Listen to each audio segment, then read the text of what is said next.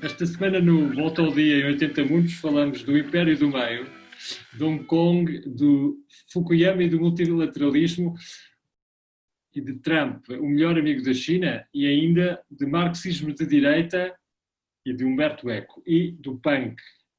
E vamos em direto para Badajoz. Amílcar Matos, tudo a postos para esta cerimónia que marca exatamente a reabertura das fronteiras entre os dois países. Vale. Exatamente.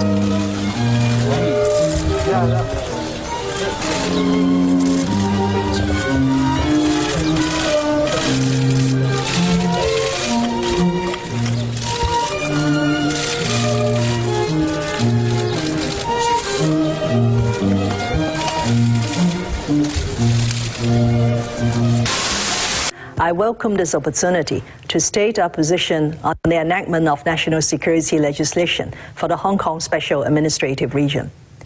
National security is invariably under the purview of the central authorities, be it in China or any other countries. In all countries, the power to legislate on national security rests solely with the central government. Hong Kong is an inalienable part of China, a special administrative region enjoying a high degree of autonomy, which comes directly under the central government. As an exceptional arrangement under the policy of one country, two systems, the basic law governing the two special administrative regions of Hong Kong and Macau obliges the SAR to enact local legislation on its own to safeguard national security. Macau has successfully completed this task in 2009. Hong Kong, after a failed attempt in 2003, has not been able to fulfill its constitutional duty.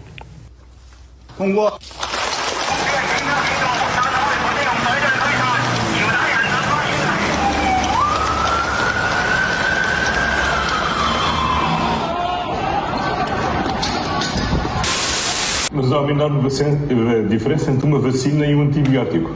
É que a vacina é para nós ficarmos imunes aos vírus. Os antibióticos é para combater os vírus. A injeção no BES não foi para nos vacinar, foi para combater os vírus que há no BES. Eu sei que é muito programa de rádio pelo Brasil que às 18 horas se toca Ave Maria. Agora são 19 horas e 2 minutos e nós queremos prestar uma homenagem aí aos que se foram vítimas do coronavírus. Então vou pedir para o Gilson que toque aí Ave Maria para a gente, Gilson. E a sensação que tenho é que continuo a não ter ouvido, porque, atenção, se me dissessem isto, ele vai cantar os parabéns a você, eu acreditava. Esta música tanto pode ser a Ave Maria do Schubert, como os parabéns a você, como pode ser qualquer... O Bolsonaro diz, é uma homenagem aos que se foram, mas não diz que são pessoas. Ele pareceu uma homenagem muito bonita a um gato morto. E é assim que está o mundo. Fronteiras a abrir, leis a serem passadas noutro sítio, Portugal e Hong Kong, dois mundos à parte, Brasil e Portugal, dois mundos à parte também de qualquer das maneiras, mesmo que nos faça sorrir uma coisa e a outra, mas o mundo é muito diverso, efetivamente. Quem é que arranca com a bola? Isso era a parte da Champions que nós não temos. Pá, não fales de bola, está bem que agora hoje não falamos de bola. Hoje não falamos de bola nem Não. daquele senhor. Não, eu acho que tu podes arrancar, Carlos, porque enquanto que em Portugal há coisas importantes a acontecerem, mas o destaque é a abertura da fronteira, em Hong Kong a questão é saber se foram ultrapassadas fronteiras ou não, ou se num país dois sistemas há fronteiras para alguma coisa, não é? Pois é uma das perguntas que já tem resposta, porque parece que não. Não, o que se passava era qualquer coisa que se estava à espera, porque a China não poderia permitir que Hong Kong continuasse como esteve no ano passado, porque de facto eu estava aqui a falar com vocês há bocadinho antes, não sei se já estávamos a gravar ou não, mas a cidade estava num estado de absoluta fragmentação. Isto é uma espécie de bomba militar em forma de lei, não é? E a lei o que é que acaba por fazer? Acaba por acabar com a autonomia de Hong Kong, porque a lei já agora chama-se Lei de Segurança Nacional e pretende criminalizar atos de sedição, de separação, de subversão, de conluio com potências estrangeiras e atos terroristas. O que acontece é que esta lei é absolutamente arbitrária, porque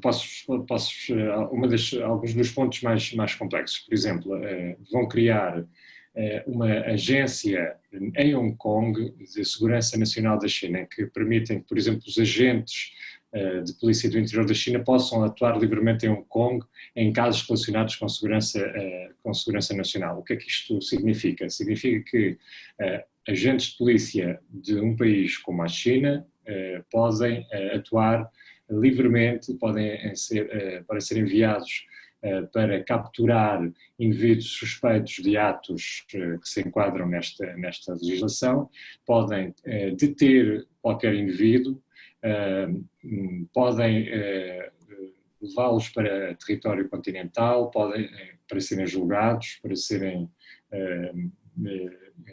enfim, para serem feitos prisioneiros em prisões da China, e ao abrigo desta lei as penas podem ir até prisão perpétua, por exemplo. E os agentes de polícia podem entrar sem cumprir a lei de Hong Kong, sem terem que ser fiscalizados por instituições de Hong Kong. E quem é que são suspeitos? São suspeitos pessoas que estejam envolvidas, por exemplo, a coisa é tão ambígua como casos, estou aqui a ler, casos que envolvam situações complexas de interferência de forças estrangeiras, casos em que o governo de Hong Kong não possa aplicar a lei de forma eficaz, casos em que a segurança nacional esteja sob ameaças graves e irrealistas. É assim a lei. E, portanto, isto cabe tudo, não é? Por exemplo, o artigo 54, estou aqui a ler outro artigo. Isto há imensos artigos, os artigos são 66 artigos, o governo da China e o governo de Hong Kong devem adotar medidas para reforçar a gestão de organizações não governamentais estrangeiras e agências de notícias estrangeiras e de fora do interior da China, de Hong Kong e de Macau. Ou seja, pode haver uma fiscalização junto de agências de notícias ou junto de jornais ou de correspondentes de jornais estrangeiros que possam eventualmente estar a atentar contra a segurança nacional da China, possam significar atos de subversão, atos de atentado ao governo. Isto pode ser também coisas muito simples, como abaixo o governo da senhora Carrie Lam, ou assinar petições a pedir mais, enfim, o que seja, direitos humanos na China, ou, por exemplo, participar em ações que ponham em causa a saúde pública. Por exemplo, isso pode ser enquadrado num crime contra a segurança do Estado. Não é? Ou seja, são 66 artigos, toda esta arbitrariedade, o que vai provocar, no fundo, é o fim deste princípio, um país dois sistemas, que é o princípio que tem regido Hong Kong e Macau e tem garantido o exercício, enfim, da independência, a separação de poderes, a independência do poder judicial do poder político. Uma das medidas, por exemplo, é a chefe do executivo pode indicar juízes para casos de segurança nacional, ou seja, é todo um acumular de arbitrariedades, enfim, Mas, Carlos, a ideia de um país, dois sistemas, também tinha muito a ver com a ideia, quando nós pensamos em dois sistemas, pensamos quase sempre na dimensão de um sistema capitalista e de um sistema de economia de Estado, estatista. Socialista, sim. De alguma maneira, neste momento, o que isto também parece querer dizer é que nós deixamos de ter interesse em que haja, ou melhor, é a falência do sistema económico de Hong Kong que leva, no fim de contas, a deixar de ser interessante. Ou seja, Hong Kong hoje em dia, para a China, não é tão interessante quanto foi, ou quanto era há 10, 20 anos atrás. Aparentemente pode-se dizer que foi isso que acabou por acontecer, não é? Portanto, não vale a pena manter dois sistemas, porque na realidade já é parte do sistema que existe na própria China continental, não é? Sim, mas o que se passa em Hong Kong, há sempre este discurso de encontrar outro Hong Kong, ou seja, as coisas não são substituíveis. Aliás, há um jornal esta semana que traz justamente isso na capa, Hong Kong irreplaceable, é insubstituível. O que se passa é que, apesar de Xangai e outras zonas económicas especiais na China estarem a emergir como grandes centros financeiros, Hong Kong acaba por ser para a Ásia e para esta zona do mundo a grande praça financeira. Não é? Isso implica ter que ter liberdade de expressão, liberdade de comércio, liberdade de concorrência, liberdades que a China neste momento não pode exatamente garantir. Além de que há interesses também do continente chinês e do regime chinês em Hong Kong, interesses que não são coincidentes com os interesses do presidente Xi Jinping. E também por aí as coisas acabam por se complicar, porque o que nós não vemos são lutas de poder internas, que também existem no Partido Comunista Chinês e que têm reflexos no equilíbrio de poderes que existe em Hong Kong. O que se passa agora, se me dizes que Hong Kong não é tão interessante como era, bem, evidentemente que em 84, que foi quando a senhora Thatcher escorregou do grande Palácio do Povo, quando o chairman Deng Xiaoping lhe disse que pretendia reaver Hong Kong até ao final da década, são realidades absolutamente diferentes, não é? Porque Macau e Hong Kong eram portas de entrada e de respiração para a China comunista. Hoje, evidentemente, a importância de Hong Kong nesse aspecto e da China mudou totalmente. No entanto, o que se passa também é do ponto de vista simbólico, não é? A China a cumprir os seus compromissos internacionais ou não, em termos de tratados internacionais, como é o tratado, a declaração conjunta para a China, para Hong Kong e para Macau, e também do ponto de vista da capacidade de acolher no atual estado de coisas um regime que respeite este tipo de direitos e que seja atrativo para investimento externo e que haja um mínimo de estabilidade para o investimento sem interferência do Estado, não é? Por exemplo, este tipo de... Eu acho que o Vânia queria dizer alguma coisa, porque ele está a escrever coisas. Não, mas estava a escrever uma coisa que tinha a ver com a relação com os Estados Unidos, portanto... Pretendes ir a Hong Kong, portanto. Sim, não, estava a pensar que depois de Hong Kong, não é, Carlos, é Taiwan, não é? Pois, também estava... Eu acho que não se atreva, não é? Mas é interessante, há quem aposte nessa carta. Por exemplo, este fim de semana houve estas pequenas provocações que são jactos militares chineses sobrevoar o espaço aéreo de Taiwan. Taiwan abriu hoje, dia 1 de julho, estamos a gravar, faz 23 anos da transição de poderes em 1997 de Hong Kong para a China, e foi justamente hoje que a China decidiu aprovar para entrar em vigor esta nova lei. O problema de Taiwan abriu hoje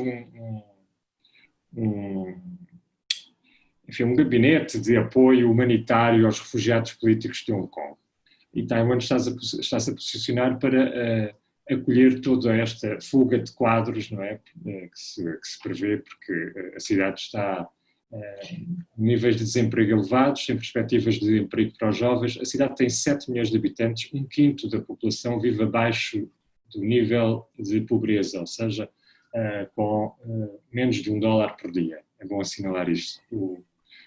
Os índices. E eu tenho colegas universitários que anunciaram no dia antes da entrada em vigor, portanto ontem, a sua saída das universidades de Hong Kong e as suas novas posições em Singapura, por exemplo. Singapura é uma das... Portanto, há uma dinâmica claramente de saída, assim, pelo menos daquelas pessoas que fazem parte na universidade e talvez noutros setores que fazem parte de um certo star system, são os melhores, ou aqueles que podem ter possibilidade de sair e ser acolhidos noutro sítio, não é?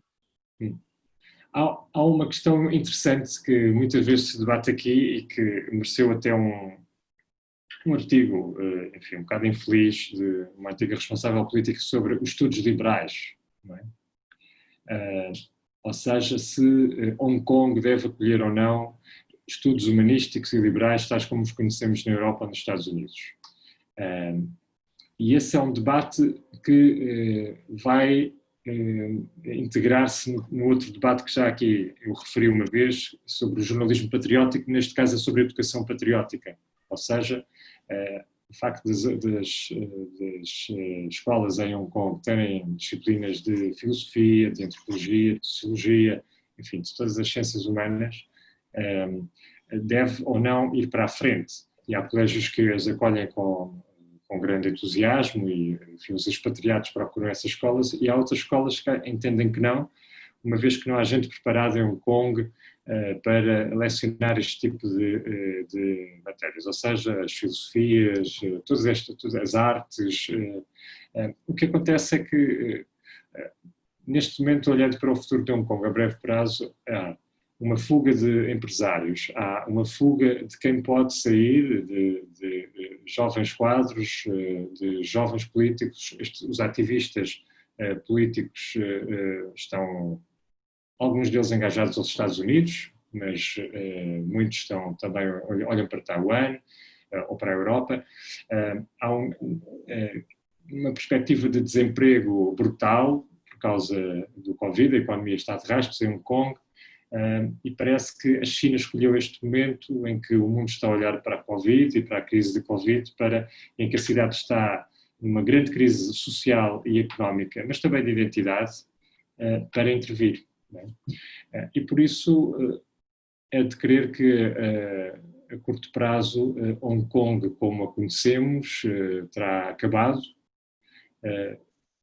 por ausência destas liberdades de expressão, dessas liberdades de reunião, da liberdade de crítica, sobretudo, e passa a ser uma cidade mais chinesa, com um grande dinamismo económico, mas sem a pujança e provavelmente deixa de ser a praça forte financeira que é hoje, e há de ser substituída. Enfim, há projetos de criar em Shenzhen, que é a cidade do lado, que é uma zona económica especial, ou apostar na ilha de Hainan, que junto ao Vietnã, que é ainda uma ilha que está reservada a apostas na área do turismo, mas ainda relativamente subdesenvolvida, como alternativa a Hong Kong. E, portanto, o mundo está a mudar. Eu acho que estamos todos num mote algo pessimista e a olhar para isto. É interessante se quisermos olhar abrir um bocadinho para o mundo, não é? Havia um miúdo destes que são todos os dias presos, não é? São detidos, miúdos que, por exemplo, esta semana soube-se um miúdo de 13 anos que teve 3 anos e meio de cadeia por ter um coquetel Molotov na mão, ano passado. Mas dizia que Hong Kong, que se vive agora, é uma espécie é a linha da frente da nova Guerra Fria que o mundo está a experimentar. Que é uma Guerra Fria entre os Estados Unidos e a China. E a China, ou sim. Não. A China é interessante. Outro aspecto interessante é a China está a abrir várias frentes de conflito ao mesmo tempo. Não é? Há a história dos Himalaias, mal contada. Se um episódio curioso à parte, a China mandou lutadores de artes marciais para a fronteira dos Himalaias. Porque eles não podem estar armados e, portanto, ou seja, as patrulhas são feitas por soldados não armados dos dois lados, não é? Mas houve esses incidentes que não sabe quem é que disparou sobre quem ou quantos é que mataram quantos. Há esse lado na Índia. Há depois o lado no Mar do Sul da China, em que a China praticamente com esta estratégia de construir aterros em ilhotes que são disputados, não é? Por vários países, tem vindo a provocar alianças e novos realinhamentos anti-China. Por exemplo, está a haver nesta altura, não sei se já terminaram, manobras navais entre a Índia e o Japão. Não é? E tem havido alianças com o Vietnã, das Filipinas, da Malásia no Vietnã, já disse Vietnã, enfim, toda esta costa do Mar do Sul da China, em que há conflitos marítimos permanentes, não é? Entre a China e estes países por invasão ou apropriação de ilhas que são disputadas por todas estas potências. Mas depois também há outros realinhamentos, quer dizer, há acordos de livre comércio, não é? Entre a China e os países regionais, não é? Para fazer um contraponto à guerra entre a China e os Estados Unidos, por exemplo. Ou entradas em parcerias transpacífico, não é? com os países da orla pacífica da América Latina. Não é? Há uma espécie de realinhamento, enquanto o mundo dorme sob a Covid, há aqui na Ásia uma espécie de recomposição das forças em jogo, não é? É interessante ver isto. No fim de contas, é como se o século XXI fosse o século da China, ou seja, da China com uma afirmação, assim como o século XIX foi o século da China a fundar-se, não é? É uma visão do tempo diferente da nossa, porque nós temos o tempo ocidental é diferente do tempo chinês, é uma coisa que é sempre repetida muitas vezes, não é? Eu estava a pensar, há uma ideia interessante que é como se neste momento o tempo estivesse congelado e a história de repente se tivesse acelerado, não é? O tempo está congelado por causa da Covid, da crise da Covid, e a China, que de alguma maneira será já libertada disso, parece ter acelerado a história e avançado já para como se houvesse uma janela temporal onde é possível refazer o mundo, económica, social e culturalmente, enquanto todos nós não acordarmos, ou seja, é assim, o mundo visto, eu agora não sei o que é que a Susana e o Vânia querem introduzir nesta conversa, mas o mundo visto a partir de Portugal é um mundo muito diferente daquele que tu acabaste de nos trazer agora aqui para a conversa. O nosso mundo é um mundo feito daquilo da Covid, mas depois de um conjunto de coisas que parecem triviais e só não são triviais porque ligam à esfera económica, ou seja, à questão de saber se vai haver empregos ou não para todas as pessoas depois deste momento. Quando se fala da fronteira abrir com a Espanha, é a questão de saber se isso vai trazer mais empregos ou não para o turismo, ou vai trazer mais espanhóis infectados às praias do litoral alentejano. Esta é a conversa, claramente, que se lê nas redes sociais. É sobre isto que se fala. Quando se pensa na ida do Primeiro-Ministro falar ao programa do Ricardo Araújo Pereira sobre o entendimento que tem ou não do que é, para que serve um antibiótico, se é para bactérias ou é para vírus, está-se a dizer isto não é uma coisa que não podia acontecer, mas na realidade todos os portugueses, aparentemente segundo o Eurobarómetro, têm as mesmas dúvidas que o Primeiro-Ministro. Portanto, o Primeiro-Ministro é representativo da sociedade portuguesa. Mas tudo isto interessa por causa da TAP, por causa do BES, por causa de tudo aquilo que consome recursos públicos e que acaba depois, no fim de contas, de nos trazer sempre à coação de perceber vamos ter maneira de nos tirar da crise, o dinheiro que vem da Europa vai dar mais empregos, ou estamos a caminhar para, quando o tempo descongelar em Portugal, para uma troika pior, ou seja, para uma situação em que não há mesmo nem dinheiro, nem espaço para exportar e em que, portanto, o que nós vamos ter é uma catástrofe em termos do emprego e da vida dos portugueses. São os dois lados, aquilo que ninguém quer falar porque espera-se que não aconteça e a preocupação atual.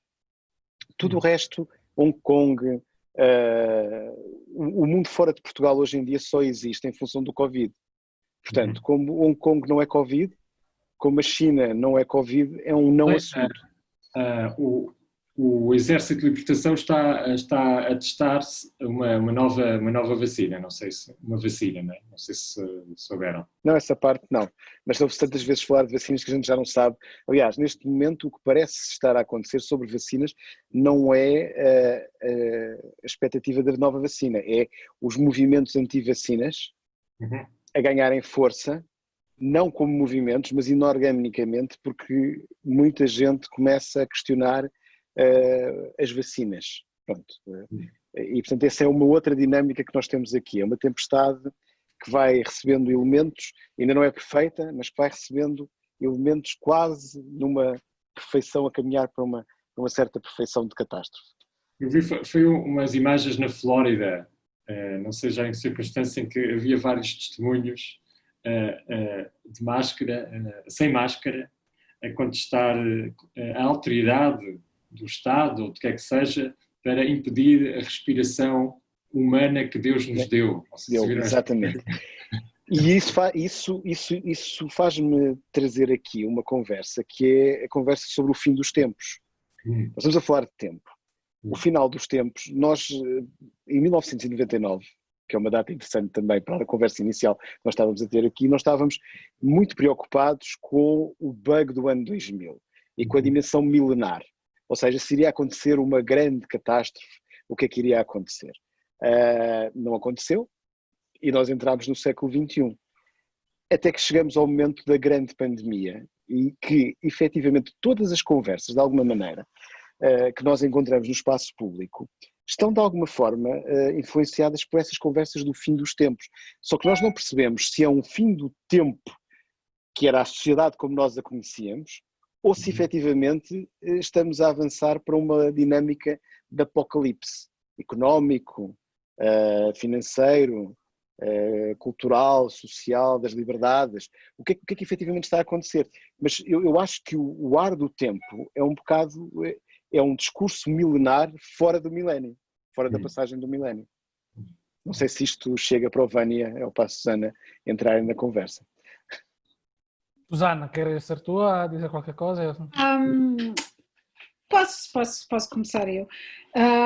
Eu estava-vos a ouvir e pensei, por um lado, na forma como um país, não é, como a China, se tenta posicionar como um novo império, não é? Portanto, num momento em que sequer o tempo está parado, não é? E há um império que se está a fragmentar, que são os Estados Unidos, há este novo império que começou com pezinhos de lã, não é? E expandiu-se pela África, expandiu-se pelo próprio território dos Estados Unidos da América, não é? Comprando terras, comprando empresas, e agora pode, de uma certa forma, ameaçar tudo e todos com uma lei que claramente põe em causa, não sei se é uma ameaça, se é de uma certa forma um chamar de atenção para a ideia que talvez já não faça muito sentido falarmos de multilateralismo, não é? No pós, não é? Com o final da Guerra Fria, não é? Passámos para a ideia de, então agora vamos pensar numa lógica de relações internacionais multilaterais. E a China agora vem-nos dizer que não é necessário, não é? Porque a China pode tomar essas decisões e é interessante, o Gustavo estava a falar, no caso português, é como se estivéssemos a falar de dois tempos ou dois espaços, tempos completamente distintos, não é? E que o que vem de Hong Kong, nós temos aqui este escudo Covid, não é? E aquilo bate, não é? E faz boomerang e volta para trás. Mas das poucas coisas que eu li em português sobre o que se está a passar em Hong Kong, foi uma nota dos deputados do Partido Comunista Português no Parlamento Europeu, uma nota apresentada no Parlamento Europeu sobre a ideia que esta nova Lei de Segurança Nacional era uma forma de tentar conter a ingerência internacional. Ou seja, os grupos organizados em Hong Kong que são financiados pelos Estados Unidos da América iam ser, esse financiamento ia ser cortado e que, portanto, a União Europeia devia respeitar as fronteiras, não é? A ideia do Estado-nação, não é? E da ideia que Hong Kong, sendo parte integrante do território chinês, quer queiramos, quer não, compete à China tomar as decisões e ser centralista se lhe apetecer ser centralista, respeitar os direitos humanos se lhe apetecer respeitar os direitos humanos, whatever, não é? E esta é algo interessante porque se liga a um outro ponto do globo, sobre o qual também temos alguma ligação, que é a Venezuela. A Venezuela, o presidente da Venezuela mandou expulsar a embaixadora da União Europeia, que por acaso é portuguesa, e deu-lhe 48, 72 horas, coisa do género, para abandonar o território. E mais uma vez coloca-se a questão da ingerência internacional, ou seja, qual é o papel, não apenas de Portugal, mas qual é o papel da Europa e da União Europeia relativamente a estes casos, e se devemos assumir que o que se passa em cada território é um problema dos cidadãos desse território e dos seus governantes, ou se devemos continuar a manter esta ideia de soft power e de fazer passar uma mensagem, não é, que a Europa gostou muito de passar ao longo destas últimas décadas, da ideia de espalhar uma ideia de democracia, de direitos humanos, de valores europeus, e se durante um período nós tivemos quase aquele backlash, não é, que foi a ideia de muito posicionado, sobretudo na América Latina, não é, mas da ideia de os direitos humanos devem ser entendidos pela forma de cada um os exerce, não é? Portanto, uma nova forma de entender e, portanto, dizer a forma como os europeus o entendem é uma forma muito etnocêntrica, portanto, mudar isto, e agora passamos para uma ideia de, bom, nós se calhar não vamos ter opinião sobre nada, se calhar vamos permitir que aconteça o que acontecer, nós vamos ser meros espectadores. E esta acho eu algo que se está a passar, não é? Seja enquanto portugueses, seja enquanto europeus, a ideia de nos tornarmos, sobretudo, espectadores do mundo e menos intervenientes. Ou então que estamos todos com tanto medo daquilo que nos pode acontecer que não queremos antagonizar ninguém porque podemos precisar deles. O que seria uma explicação também plausível para o que quer que seja que todos os outros partidos em Portugal façam ou não façam, ou digam ou não digam, sobre a situação em Hong Kong e na China. Portanto, essa pode ser uma outra visão também das coisas. Mas só para contextualizar, a União Europeia, o Reino Unido já veio enfim, denunciar, ou pelo menos os atropelos à declaração conjunta e procurar parceiros nas Nações Unidas para tomar uma posição formalmente mais definida. Entretanto, o Ministro dos Negócios Estrangeiros já veio anunciar que pretende mesmo entregar mais passaportes aos britânicos ultramarinos que estejam em Hong Kong e acolhê-los no Reino Unido e dar-lhes autorizações de residência por 5 anos renováveis, capazes de aceder à cidadania britânica. O que se passa em Hong Kong há de chegar a Macau, certamente, e não acredito que o governo português tome alguma iniciativa deste género de antagonismo para com a China. Mas fala lá, Tânia, que ainda não disseste nada. Sim, pronto, o que queria dizer? Que andei a ler alguns artigos sobre o fato de esta SAO ter sido acelerada, esta tomada de posse de Hong Kong, em tempo útil antes das próximas eleições americanas, porque na eventualidade que o Biden ganhe, poderia-se voltar a uma lógica de relações internacionais baseadas no multilateralismo. Ou seja, enquanto Obama era um grande, não é, mobilizador de políticas internacionais baseadas nessa multipolaridade, não é, do xadrez internacional, Trump deu uma grande oportunidade à China. Trump é como se fosse um grande aliado da China por questões culturais, ideológicas, autoritárias, e, portanto, fez o jogo da China. O que parece ser muito cobiçado, almejado pelas elites chinesas é que Trump volte a ter mais um mandato. Porque este faz mesmo o jogo de uma, podemos dizer, especular entre China e Estados Unidos, que até agora deu mais vantagem à China, nomeadamente também na gestão dos mercados asiáticos. Ou seja, os mercados asiáticos são muito menos diversificados, heterogêneos, dos que eram antes do Trump começar as suas lutas comerciais. E, portanto, esta palavra que eu escrevi, Chuan Guianguo, é uma palavra que está a ser utilizada nas redes sociais chinesas para gozar com o Trump, porque parece significar o homem que está a construir a China. Ou seja, esta expressão é uma expressão que designa um papel de grande, podemos dizer, construtor da China indiretamente. Ou seja, por favor, Trump fica ali, as brincadeiras são estas. Não tira a máscara, não é? Porque é como se fosse um grande aliado, como se fosse uma espia chinesa nos Estados Unidos. São estas as brincadeiras que andam. E, portanto, enquanto de um lado existe esta esperança que o Trump possa continuar, aliás, o Trump não tem cabeça para se preocupar com Hong Kong, eventualmente, portanto, é agora que eles têm que aproveitar. Não, também o estatuto comercial que tinha Hong Kong, o estatuto comercial que os Estados Unidos reconheciam Hong Kong, e há sanções e também há embargo de vendas de armas, etc.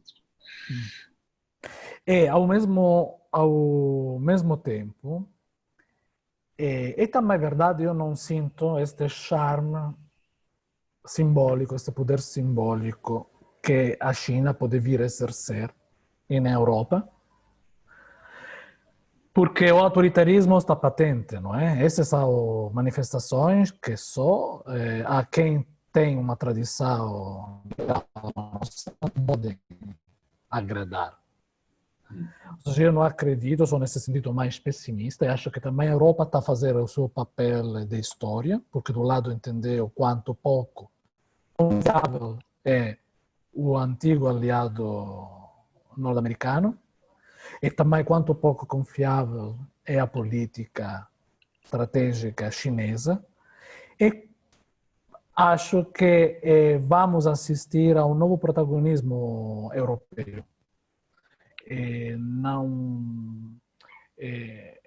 Até esta gestão da crise, a Turquia, a Rússia, os vários governos autoritários, com exceção da China, fracassaram na gestão da crise, enquanto na Europa tivemos vários momentos, mas com certeza fomos capazes,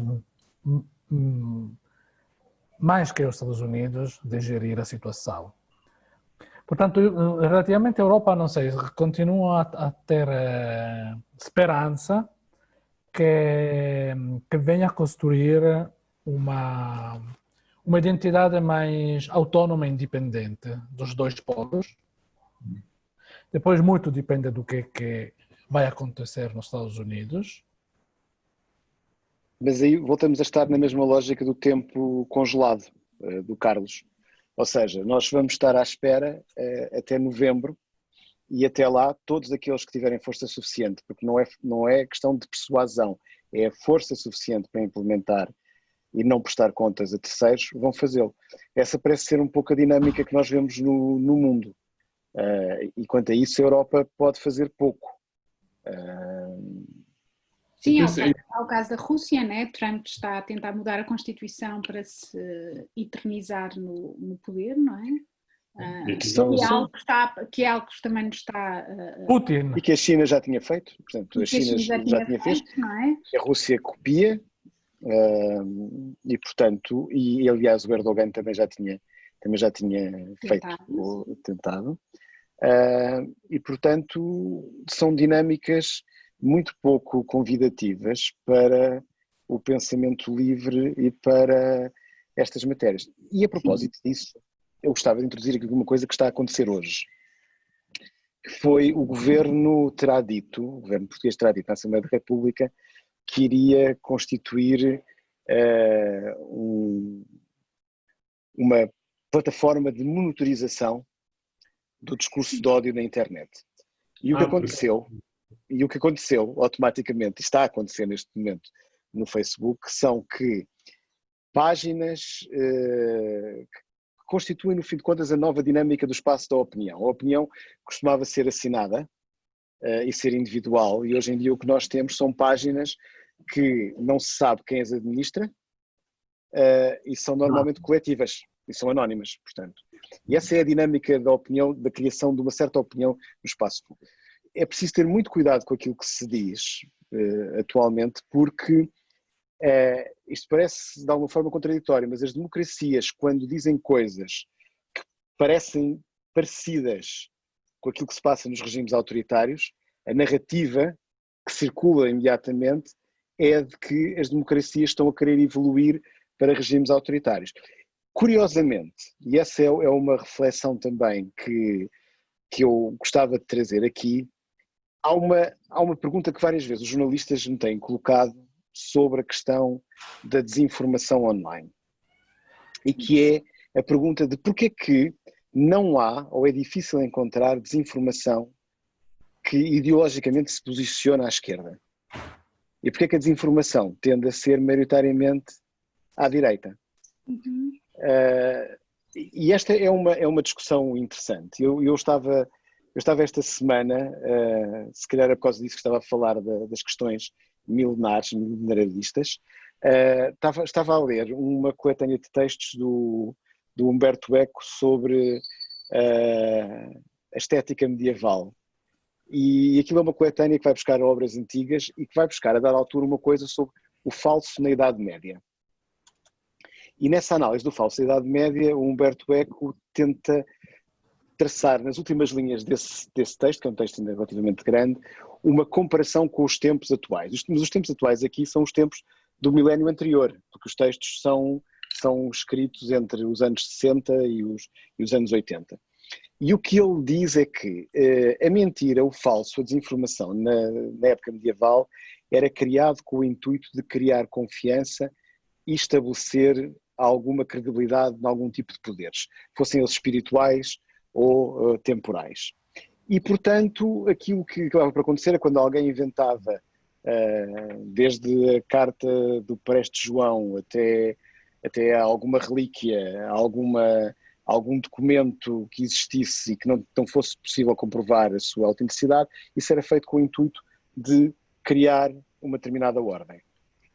E o argumento do Humberto Eco é que nos tempos contemporâneos, e portanto não apenas no presente hoje, mas desde há algum tempo, que o falso é utilizado não para passar por verdadeiro, porque quem criou o falso sabe automaticamente que ao final de X tempo aquilo vai ser desmascarado, mas para criar a dúvida sistemática, tirando os alicerces aos poderes e aos contrapoderes, criando dinâmicas de dúvida permanente que fazem com que as instituições fracassem. E a minha resposta hoje em dia a um jornalista, se me perguntasse porque é que há mais falso e desinformação no extremismo ideológico de direita do que o extremismo ideológico de esquerda, a minha resposta provavelmente seria a de que, apesar de tudo, o extremismo de esquerda está dentro das instituições, o extremismo de direita não está tanto dentro delas e, portanto, utiliza esta tática para criar novas instituições e fazer falir as instituições atuais. É óbvio que isto pode ser uma teoria, como outra qualquer, e, portanto, ter as suas falhas, mas é um momento em que, efetivamente, nós não podemos deixar de olhar para as questões da desinformação e do falso sem pensar também, ao mesmo tempo, a quem interessa que o mundo, tal como nós o conhecemos hoje, mude. E esse é o padrão aqui do extremismo mais de direita, mas pode ser também o extremismo ideológico de direita, mas pode ser também aquilo que nós falamos sobre a China, sobre a Rússia, sobre todos os países, inclusive os Estados Unidos também, no caso da Venezuela, por exemplo, todos os países que pretendem de alguma forma deitar abaixo as instituições dentro de outros países também. Só que este é um jogo que hoje em dia se tornou muito mais democrático, porque quase toda a gente o pode jogar. Já não são apenas os Estados, são todas as pessoas que tenham ideias e que percebam que a dinâmica de colocar tudo em causa e retirar qualquer possibilidade de acreditar em alguma coisa é uma arma poderosa para fazer com que os desequilíbrios existentes rebentem, não é? Mas, de qualquer forma, o que também caracteriza, podemos dizer, eventualmente uma retórica de extrema esquerda geralmente não é uma linguagem baseada no ódio, é baseada fundamentalmente na desagregação. Enquanto nas redes sociais, o que pega é o ódio, o que pega é a destruição, o que pega é a libido destruens. E, portanto, à esquerda não existe esta retórica, apesar de ser na mesma, podemos dizer, a esquerda aquela que encarnou historicamente mais a palavra mudança. Uma mudança num sentido de progressismo social, associado àquele naturalmente econômico e assim por diante. Mas a palavra mudança de esquerda adquire uma semântica construtivista. A palavra mudança de direita adquire uma semântica destruidora. E hoje em dia o ódio é o veneno que mais facilmente aglutina consenso e espalha-se mais rapidamente, porque não deve basear-se em bons argumentos, em boas razões. Mas Bani, mas se calhar também porque não há essa simetria perfeita, não é? Ou seja, quando tentar responder, não é? A ideia de porque que não sei se é exatamente, não é? Era preciso termos dados para isso, não é? Saber porque que há mais desinformação de direita do que de esquerda. E depois desmontar essa ideia de direita e de esquerda pensando numa lógica de extremismos. E a questão passar por aquela clássica escala de 0 a 10, em que provavelmente já não tem aqueles pontos todos. Sim, podemos dizer sensibilidades de esquerda e sensibilidades de direita. Exato, mas a ideia de extremismo, não é? Ela não está exatamente colocada nos mesmos pontos da escala, consoante nós avançamos do centro para a esquerda ou do centro para a direita. E sequer temos que voltar atrás e pensar talvez na Revolução Cultural, não é? Na China, não é? E como esse impacto foi um impacto de uma criação de uma grande desordem, de uma destruição criadora, não é? E uma criação de uma nova ordem. Mas desde esse período nunca mais existiu esse extremismo pensado à esquerda, não é? Podemos pensá-lo que se calhar nós temos uma escala muito mais, talvez, do 3 ao 10 do que do 0 ao 10, não é? E isso tem influência, ou seja, quando nós estamos a tentar catalogar e tentar encontrar, não é? Os pares perfeitos, não é? Entre essa, ou pelo menos tem essa dificuldade, não é? De encontrar qual é o par que combina com a extrema-direita ou com, por exemplo, com os movimentos alt-right nos Estados Unidos, que se têm propagado um pouco pela Europa, não é? E eu não encontro o outro lado. Não é? E é muito interessante que durante algum tempo, sobretudo no pós-11 de setembro, estes movimentos alt-right nos Estados Unidos procuravam, não no Ocidente, mas no Médio Oriente, os seus pares. E, portanto, procuravam no terrorismo islâmico o outro lado, não é? Portanto, criando, não sei se, estava-me aqui a tentar lembrar, mas eu sou péssima com nomes, há um documentário que já tem alguns anos, talvez uns 10, 15 anos, sobre campos de férias de evangélicos cristãos nos Estados Unidos. Qualquer coisa como Reborn Christian, qualquer coisa assim, mas em versão Summer Camp, não é? Portanto, estou a imaginar aqueles campos de escoteiros, mas de evangelização, de treino para a guerra, não é? Portanto, a ideia de colocar miúdos a treiná-los e a parte interessante era falar com alguns dos mentores desse campo, e eles colocavam a ideia de, mas eles no Médio Oriente, nas madraças, é isso que fazem, eles estão-nos a ensinar o ódio contra nós, portanto a única maneira de nos defendermos é ensinar-nos desde pequeno o ódio contra eles. Portanto, procuravam essa alteridade no terrorismo islâmico, e de uma certa forma a menor mediatização do terrorismo islâmico, a sua transformação, a sua invasão agora nos territórios africanos, que são muito menos mediáticos, não é? fala-se muito menos do que é que está a passar em Cabo Delgado, em Moçambique, ou em outras localidades em África, onde novos grupos ligados ao Estado Islâmico estão a ganhar terreno, mas não havendo essa mediatização, procura-se outros, não é? Portanto, já não é o terrorismo islâmico, são outras formas. É muito interessante perceber que nos Estados Unidos passaram a ser os movimentos Black Lives Matter, não é? Que são entendidos pelos grupos de extrema-direita, sobretudo ligados, mas não só a grupos evangélicos, a ideia de vamos canalizar o ódio para estes. E é interessante que isto depois dá uma volta, não é? E chega, por exemplo, a Portugal, e acho que nós falámos já disto a semana passada, na ideia de os problemas só existem porque há umas pessoas que falam dos problemas, não é? E que dá esta nova volta, mas a questão é, pensando na resposta àquele jornalista, e voltando um pouco atrás, não encontramos nesses movimentos de esquerda essa vontade de criar caos e desordem, ou até e isto se calhar pode ser um problema muito sério para a esquerda, de criar um novo mundo, ou seja, de ter ideias para um mundo novo que se quer criar. E isto é até muito sintomático quando nós percebemos que há partidos em Portugal que se colocavam na extrema-esquerda há uns anos e que agora até já tinham agendas sociais-democratas. Mas esse é o velho problema de perceber se a destruição daquilo que existe por outra coisa qualquer é ou não é progresso. Porque depois se o progresso é de esquerda, portanto isso quer dizer, ou seja, a pergunta é, o progresso é de esquerda? É porque essa tem sido a visão, ou pelo menos o progresso é entendido como uma dinâmica social-democrata de confluência de diferentes orientações entre a esquerda e a direita num ponto qualquer central para um determinado progresso.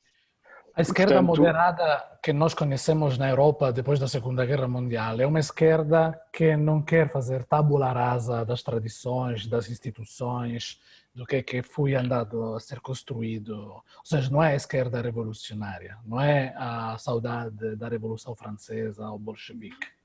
É uma esquerda mais reformista. E, portanto, esta, acho eu, faz parte do ADN dos militantes, ou dos intelectuais, ou da classe média, ou dos ativistas da esquerda, do vário leque da esquerda, esta atitude de respeito, de qualquer forma, para um passado, ou por alguma parte deste passado, pelas instituições, enquanto sa o demônio, se, para uma questão de propaganda, naturalmente, para a retórica da extrema-direita. Mas é como se, de repente, a questão, ou seja, o futuro para um determinado conjunto de pessoas é o passado. É tudo aquilo que aparentemente esteve fora de moda. Não é o passado do regressar a um passado. É todas aquelas dimensões culturais que estiveram fora de moda, porque não foram maioritárias na sociedade, não foram colocadas como sendo objetivos sociais partilhados, e de repente essas voltam. E por isso é que há aqui uma questão de ligação entre aquilo que estes grupos não querem voltar ao passado autoritário, mas querem ir buscar os símbolos culturais de um determinado passado que provavelmente não podem existir fora desse contexto autoritário. E portanto isto é uma situação muito complicada de entender. Mas eu estava aqui a pensar também sobre uma coisa, que era, eu hoje estou muito no Humberto Eco, ok, Vânia? E assim, há um livro que foi publicado há um tempo atrás, com um texto de Humberto Eco que ele escreveu para uma revista que eu acho que era do Partido Comunista Italiano nos anos 60. E esse texto, ele desenvolve lá uma teoria sobre a questão do marxismo, dizendo que o marxismo foi produto ele próprio de uma transformação tecnológica e que sem a transformação tecnológica o Marx não teria pensado no mundo da forma como ele o pensou. E, portanto, no fim de contas, que a mecanização e a transformação tecnológica industrial foi isso que levou a que tudo se tornasse muito claro e o Marx conseguisse pensar as coisas da forma como ele pensou. Bem, nós neste momento, quase tudo aquilo que nós estamos a falar e a conversar tem a ver com uma transformação tecnológica também, mas no campo da informação. Agora, aparentemente, não surgiu ainda uma forma de pensar e analisar a realidade que nos permita pensar efetivamente no alcance das transformações que nós estamos a ver. É como se nós não nos conseguíssemos distanciar da realidade de tal forma que conseguíssemos olhar para as dinâmicas que estão presentes. A única coisa que conseguimos fazer é criticar isto é só para pegar agora em slogans, se o marxismo funciona, o que é isso do marxismo cultural que anda por aí, etc. Mas quer dizer, mesmo as referências são todas do século XIX. Quer dizer, as referências à direita e à esquerda parece que pararam no século XIX, entretanto o mundo mudou. O que isto faz-me pensar também, e quando voltar à questão da China aqui, que é um regime que conjuga o marxismo e um pragmatismo económico para lidar com a realidade. Ao mesmo tempo, nos outros países parece que apenas o pragmatismo é que funciona para lidar com a realidade. E ninguém consegue muito bem libertar-se desse passado. É certo que o futuro é sempre construído com base no passado, mas raios, a dada altura alguém tem que começar a pensar em construir o futuro separando um pouco do passado. E é eu acho que efetivamente nós estamos num momento histórico muito peculiar, mas que já aconteceu também noutros momentos da história da humanidade, em que nós não estamos satisfeitos com aquilo que tínhamos, mas também não conseguimos perceber o que é que queremos ter. Que é para não ir para o Gramsci entre o que o interregno. É o interregno. Sim, mas é um interregno diferente. Eu não disse exatamente a mesma coisa. Eu disse que é a insatisfação. Nós não gostamos daquilo que tínhamos, mas não sabemos o que é que queremos ter. E isso é diferente.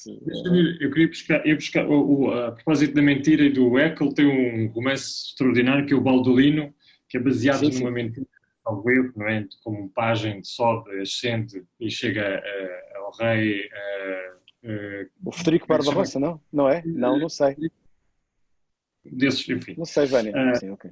Mas essa ideia do falso ser o falso e a desinformação vir sobretudo da direita, foi assim que disseste, não é? Ou pelo menos essa era a pergunta, porque na realidade a Susana tem razão naquilo que está a dizer. Nós não temos forma de perceber se no total, no todo, é exatamente assim. O que é mais mediático e o que aparece mais é da direita. Se olhares para... está por provar, não é? Porque a China até agora será de esquerda, não é? E acho que esse ceticismo radical que tu falas de a desinformação pretende instalar, olhando para a China, parece-me o contrário. A desinformação que o regime chinês produz pretende instalar sim um dogmatismo radical, não é? E não um ceticismo, ou seja, um proselitismo a favor do regime, que justamente Hong Kong e toda a imprensa em Hong Kong, todos estes movimentos em Hong Kong pretendem desafiar, não é? Ou seja, toda esta desinformação que hoje se produz é substantivamente do lado chinês, não é? E daí, se calhar, por mostrar o lado chinês é de direita, ou onde é que estamos... Onde é que colamos a China nesta grande parede, não é? Nesta grande muralha? Isto era um lado. O outro era interessante ver o que é que queremos construir ou não. Acho interessante mais analisar o lado, digamos assim, para arrumar os lados, ou para sermos mais operativos, o lado pró-democrata do que propriamente o lado chinês, não é? Porque o que acontece aqui no lado pró-democrata é muita coisa. É, por exemplo, uma juventude tal que se veste de negro e que usa sem pejo a violência política, usa sem pejo a violência como arma de destruição e é qualquer coisa muito nihilista, não é? Não querem nada, isto não querem, não têm amanhã,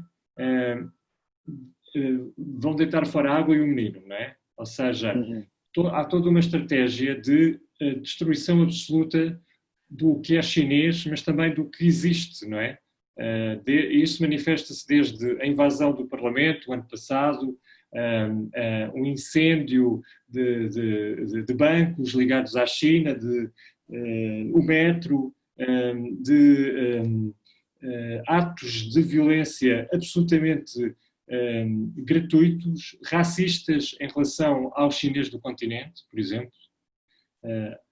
Vou contar esta história, mas isto é apenas um ato de violência que aconteceu ao longo do ano passado, ou seja, estava um homem nestas manifestações e foi atirado ácido ou gasolina à cara e foi incendiado, não é? Ali num centro comercial, num domingo à tarde.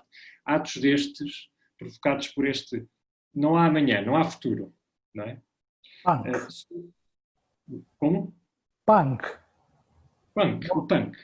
O punk, exato. Mas, de fato, é um tema que, pelo menos no Ocidente, estamos a debater desde os final dos anos 80. Ou seja, o fato que estava a dizer o Gustavo, que o famoso mundo post-histórico do Fukuyama, não é? Ou por alguns chamado post-ideológico, é de fato um mundo vazio, órfão, de visões, enquadramentos, perspectivas fortes sobre o modelo societal.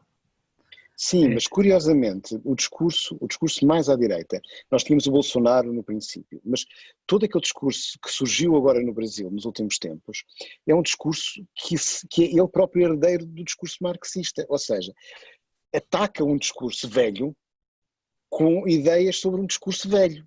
Mas ali não é o discurso, é a semântica, é a tônica do discurso. Mas o inspiração... É a raiva que está por trás, não é que é um discurso que não seria capaz de... Vânia, claro, mas podiam inventar outra coisa qualquer, não tinham que buscar o Marx, que já é velho com barbas.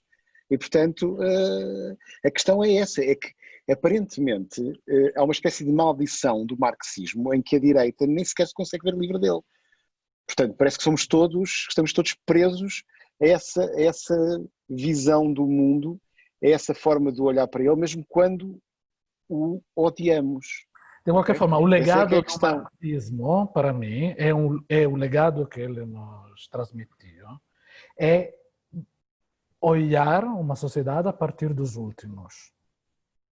Preocuparmos-nos do modelo só preocupando-nos de uma sociedade que valoriza, tem o cuidado de resgatar, proteger, poder emancipar os últimos, aquela pode vir a ser uma sociedade melhor. É um legado importante. Sim, que é de esquerda e de direita, porque ele está presente nos discursos, quer da direita, quer da esquerda.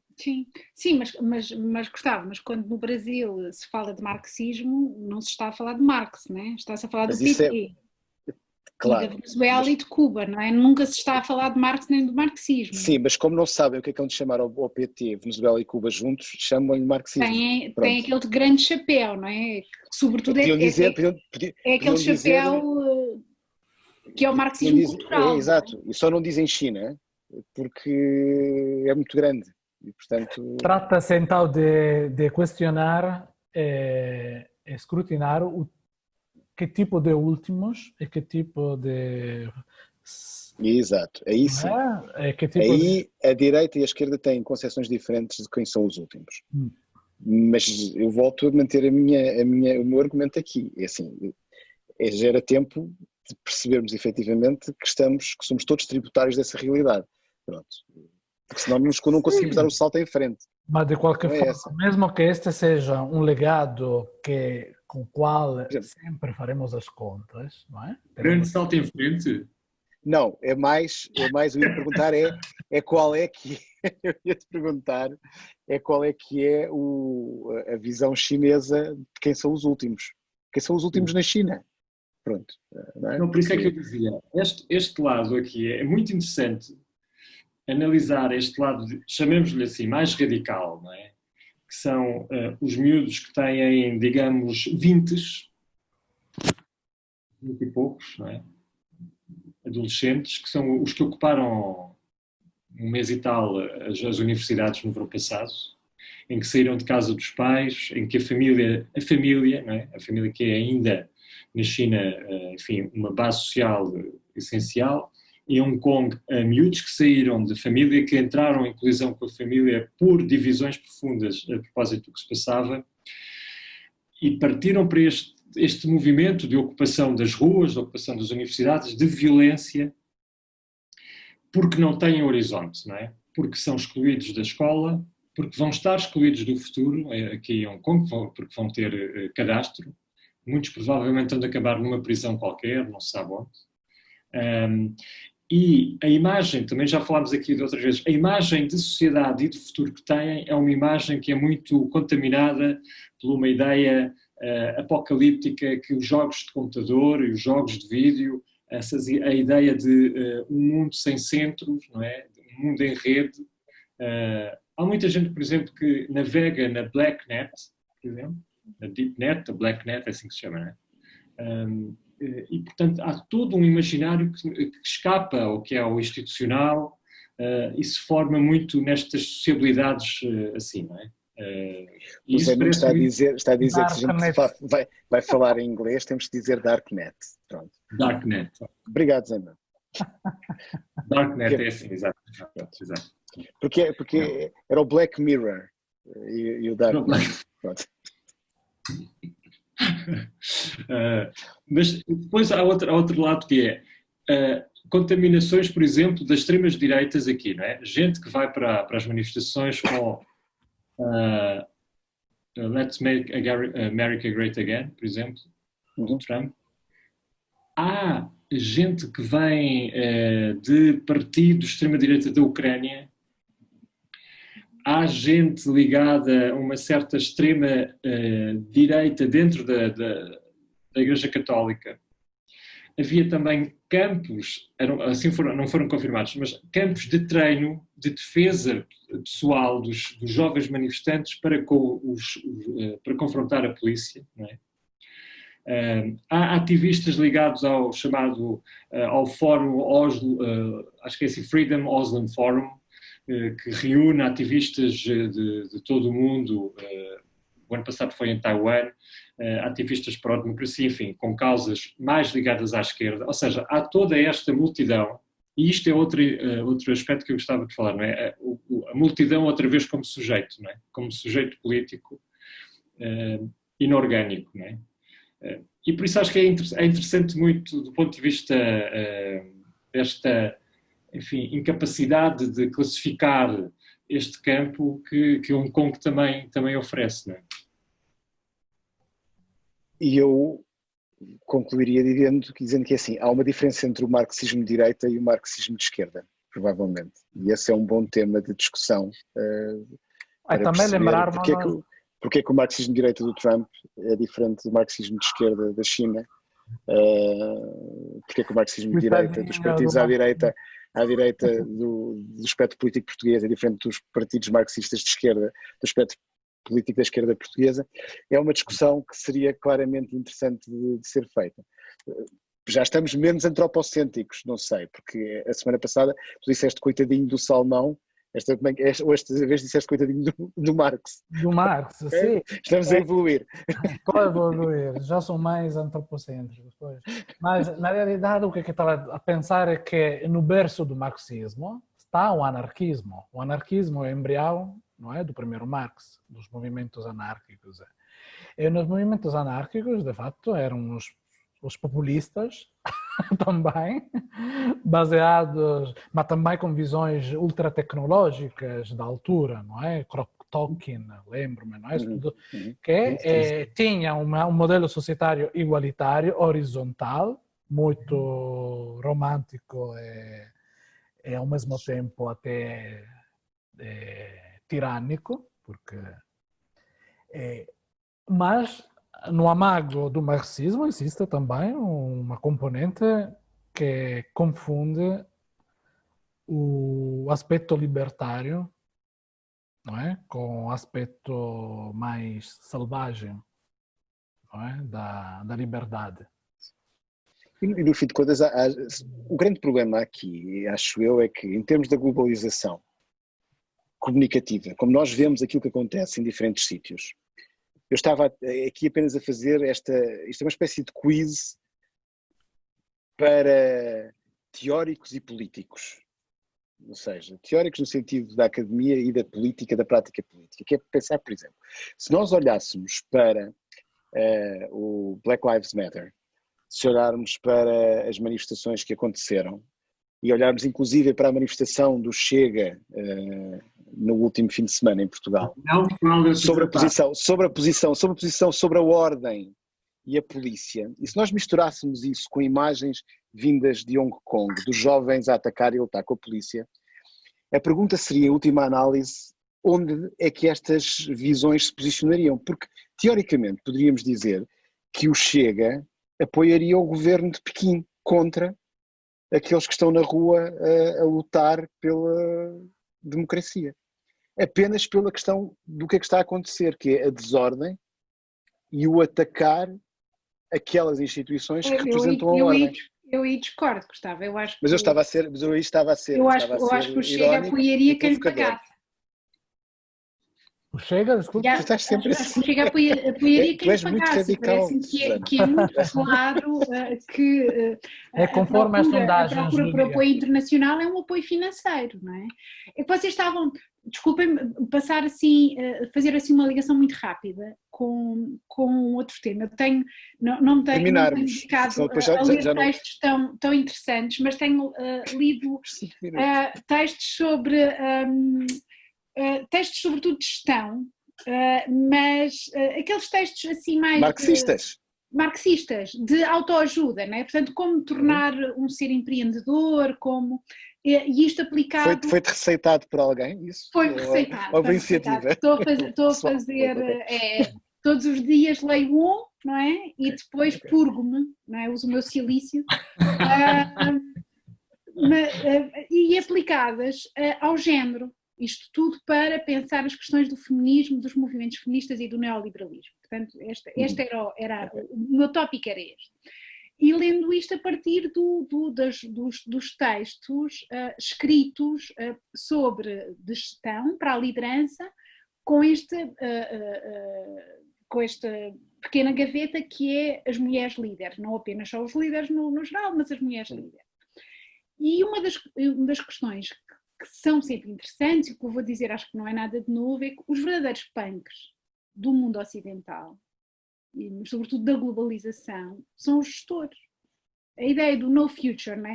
O Carlos estava a falar dos jovens em Hong Kong, não é? E da ideia do no future, vamos partir isto tudo. Eu penso no Conselho Executivo da TAP, no future. Eu penso no Conselho de Administração do BES, no future. Eu lembro-me que na altura, há uns anos atrás, num projeto onde trabalhava... Mas o da EDP não sabemos. Esse é chinês, não é? Esse é chinês. Era aí que eu estava a crescer. Entrevistei membros do Conselho de Administração do BES, numa altura, olha, talvez 6 meses antes do debacle. E, portanto, numa altura em que eles ainda achavam que aquilo estava a correr benzinho, não é? Porque ninguém sabia. Ou quem sabia, no future, não é? Quer dizer, porque eu penso na KPMG, penso na Ernst & Young, penso na ideia de poder sacar dividendos, fazer gerir, mudar de forma muito rápida, não é? Fazer circular capital, não é? Voltamos ao Marx, não é? Circular capital muito rápido, não é? Com a ideia que, como aqueles jogos, como o jogo das cadeiras, não é? Só acontece alguma coisa de errado quando alguém se tenta sentar. Desde que aquilo esteja sempre a jogar, toda a gente está em jogo, não é? E por isso é nisso que eu penso quando penso na ideia de no future, e portanto penso que talvez os jovens, uma receita para os jovens de Hong Kong, vão fazer MBAs, agora com o ensino à distância podem fazê-lo online. Ou seja, tu estás a dizer universidades prestigiadas, que é o cinismo americanas.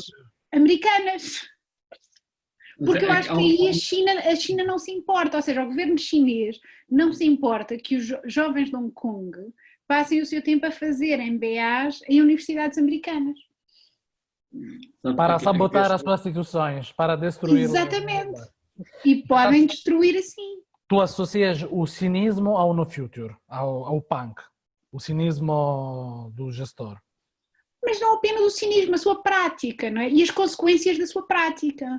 Quando nós pensamos na capacidade destruidora, não é? Para o enriquecimento pessoal e da sua pequena rede. Nem sei se, quer dizer, chega sobretudo à ideia de poder, não é? Mas quando nós pensamos na capacidade destruidora, não é? Quando nós olhamos para, e é difícil encaixar aquilo, quando nós olhamos para as contas do BES e percebemos como é que se perdeu milhões de euros de uma forma tão rápida, e não há rastros, não é? E quando ficamos a saber, não é, que os processos em tribunal são cerca de 27 mil credores, não é? Ficamos só a pensar quantos anos é que vamos ter um novo banco a pedir moedinhas, não é? Porque são 27 mil credores, todos eles muito diferentes, não é?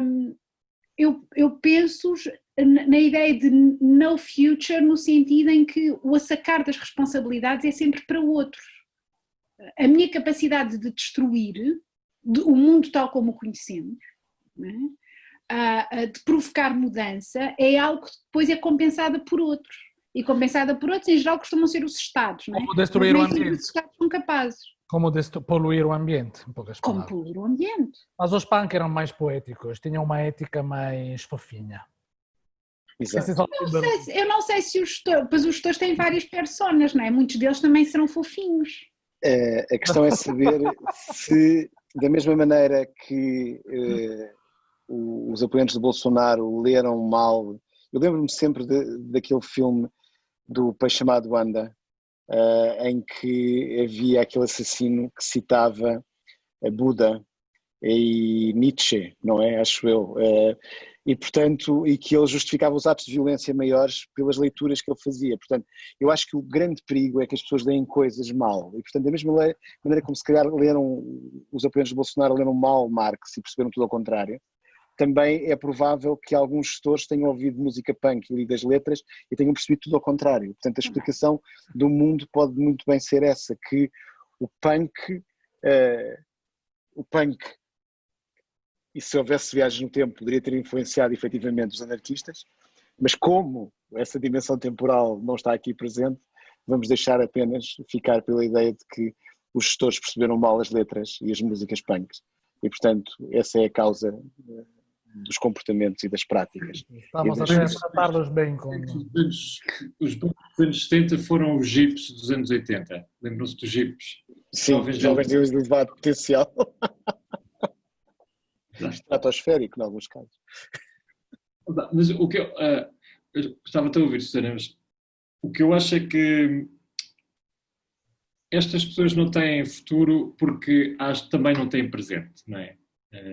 Há uma ideia de desespero que de alguma maneira percorre a ação política destas pessoas. Ao contrário, talvez, dos gestores que tenham um hiper presente, mas que provavelmente os impede de ter futuro, não é? Pensar, e assim talvez... terminamos. Com Lipovetsky no fundo. Já! Pá, maravilha! Então podíamos acabar com e assim acontece. Lembram-se? E assim acontece. E assim acontece. Estou só a dizer isto porque a gente depois, o Zé Nuno não está a ouvir, portanto ele não vai aparecer. Está a ouvir? Não, não está não. Não. O Zé Nuno deve estar a fazer tudo. A voz. Exato. É o Marx. Mas é Nuno, isto ia lá era com o Sex Pistols. Esperamos que tenham gostado deste episódio e voltaremos em breve.